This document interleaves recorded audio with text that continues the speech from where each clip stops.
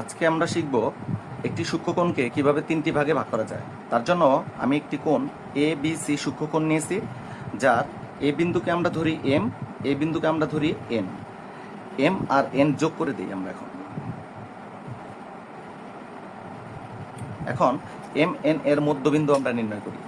তাহলে M K কেন্দ্র করে এদিকে একটি বৃত্তচাপ, এন কে কেন্দ্র করে এদিকে একটি বৃত্তচাপ অঙ্কন করি। এখন এম এন এর মধ্যবিন্দুটা আমরা নির্ণয় করে ফেলি।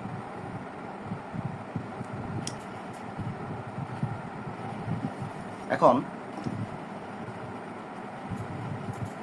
এই মধ্যবিন্দু হতে ও এম এর সমান ব্যাসার্ধ নিয়ে অথবা ও এন এর সমান ব্যাসার্ধ নিয়ে আমরা একটি বৃত্তচাপ অঙ্কন করব। বৃত্তচাপ অঙ্কন করি। ও এম এর সমান ব্যাসার্ধ নিয়ে এম কে কেন্দ্র করে এদিকে একটি বিন্দু কাটি। এই বিন্দু হতে ও এম এর সমান করেই আরও একটি বিন্দু কাটি। এখন বি এর সাথে আমরা এই বিন্দুটা যোগ করে দিই। আবার বি এর সাথে আমরা অপর বিন্দুটিও যোগ করে দিই।